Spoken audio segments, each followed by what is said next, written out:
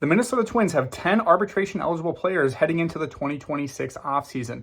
Let's take a look at who those players are and whether we think they are going to be tendered or non-tendered. But before we get into that, just a quick overview of the arbitration process. So what will happen is sometime in November, the Twins will make a decision on whether they want to tender a contract to these players or non-tender them. If they non-tender them, that's basically releasing the player, and the player is going to enter free agency.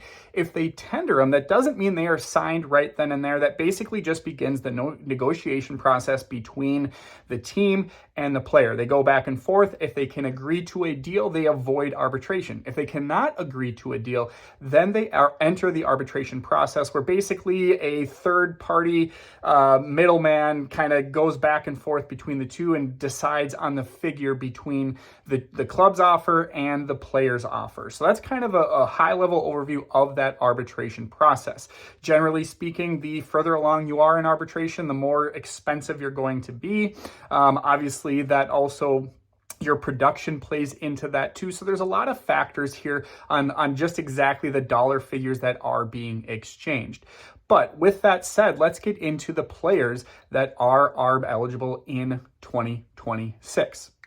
I'm going to start with the headliner of the class, Joe Ryan, who will be entering his second year of arbitration. He'll have another year of arbitration next year. He is a no-brainer lock to be tendered a contract by the Minnesota Twins. Now, he has struggled in the second half of the year, and this is kind of a concerning trend for Joe Ryan, where he starts out strong and then, partially due to injuries or maybe just wearing down, he tends to kind of fade as the year goes on. Now, I will say, if you look at some of those under the hood metrics, most notably like FIP, that takes out the defense, his FIP has looked a lot better throughout the year than his ERA does. So it all is not lost. He still obviously is a very solid pitcher. He just, in the first half of the year, he was looking like maybe a Cy Young candidate. In the second half of the year, he's looking like maybe more of like a solid number 2 type option. But again, overall, he's had a very productive year for the Twins. He is a no-brainer to be tendered a contract this offseason. Now, does that mean he will suit up for the Twins in 2026, or will they trade him? That remains to be seen, but he definitely will be tendered a contract. The next lock for me is Ryan Jeffers. He's very productive at the plate, and I don't know if you've seen the Twins organizational depth chart. He's basically the only major league ready catcher in the organization. They basically need him. So there has been some speculation that maybe he's a trade candidate, but I mean, I know they're not worried about competing in 2026, but I don't know if they can totally boot that position that much to get rid of Ryan Jeffers. They literally have nobody to replace him. And again, he's for sure going to be tendered a contract. He is too good just to be non-tendered and basically released. He's been very productive at the plate. He's not a great defensive catcher, but the new ABS system is actually going to increase his value, I think. It's going to put less stress on the ability to frame pitches. And I made a TikTok earlier this week. There's still going to be a little bit of that in the game, but those catchers that kind of struggle with defense are going to be bailed out a little bit by the ABS system. Regardless of all that, he's the only major league ready catcher. He's a major league hitter, and so he will be tendered a contract by the Minnesota Twins, and I pretty confidently can say he will be on the Minnesota Twins opening day roster in 2026. Then I get to Royce Lewis, who he will for sure be tendered a contract, but will he be on the 2026 opening day roster? Probably, but I can't say that for certain. He's been just such a polarizing player. When he's hot, he's hot. When he's not, he's not. And moreover, he's made some interesting comments at various different points throughout his Twins tenure. It started with him kind of being asked if he's willing to be shifted to second base, and he really made it clear that he did not like that. And then following the 2024 collapse, he made those comments about the cheap guys are going to have to perform. And then he's made some additional comments this year, most notably, or most recently, I should say.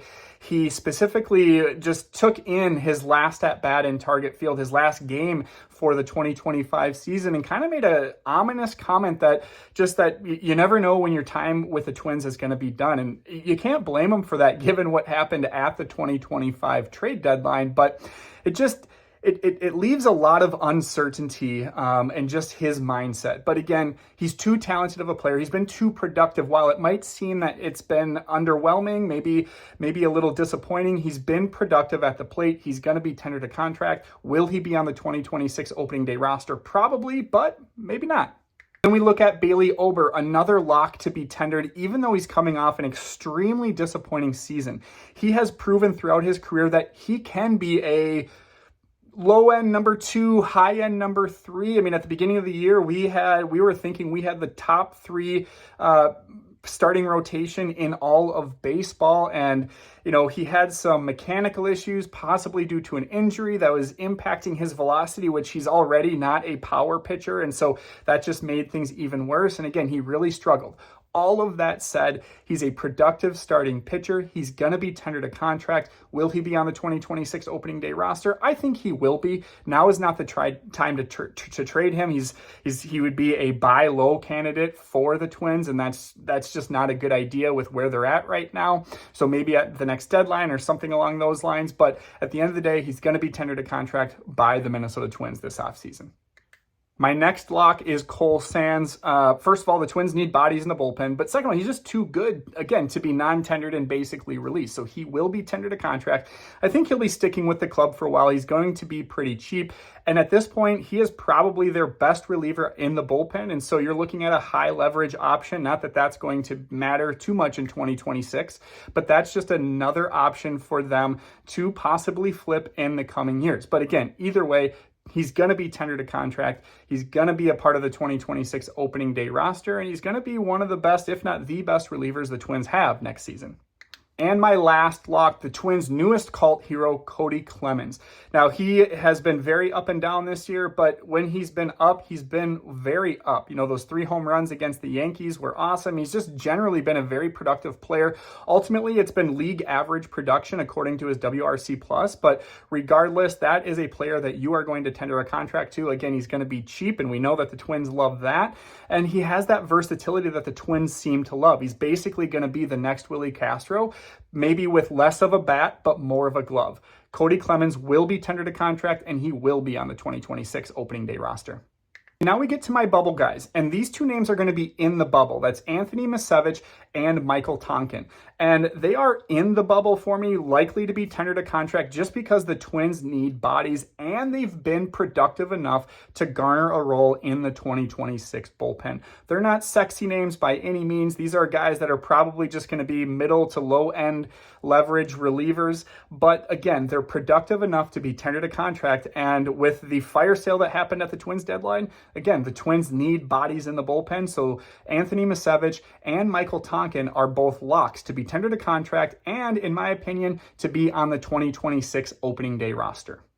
And then we get to the most interesting case. And this guy is on the bubble, but I think he's like on the bubble. Not on the outside, not on the inside. He is on the bubble, 50-50 chance. And that is Trevor Larnach. He's just such an interesting player because he has a productive bat, slightly above league average here in 2025. But his defense is atrocious. So realistically, he should be a DH. But the catch-22 of that is that his bat isn't good enough to be a DH. So what do the Twins do? They have so many corner outfielders. They have so many corner outfielders that are left-handed hitters like Larnach. So they really don't have a need for Larnach. But I don't know how much of a trade market they have. They kind of played this game with Kyle Farmer a couple of years ago where they tendered him a contract hoping that they were going to be able to trade him before opening day, and then they got stuck with him. And so that is a risk that they are going to have to weigh with Trevor Larnach. If they tender him a contract, I don't think it's a guarantee. I think it's unlikely that he is on the 2026 opening day roster, whether it's because they tender and then trade him, or trade and then he gets tendered by another team, or maybe he's just non-tendered. But he is the hardest player to predict in this offseason on what they will do. In my opinion, the amount of money he's likely going to get in arbitration doesn't justify the production. So cheap pull ad narrative aside, that's another consideration here. So really interesting storyline to follow in this offseason is what happens with Trevor Larnach. And then the last player, in my mind, he is a lock to be non-tendered, to be released by the Minnesota Twins. That is Thomas Hatch.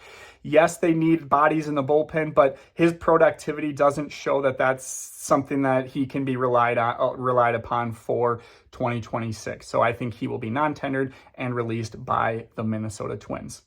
That's your quick recap on the 10 arbitration-eligible players and the added bonus of whether we think they will be on the 2026 opening day roster or not. Make sure you let us know your thoughts in the comments and visit twinsdaily.com for more Twins coverage.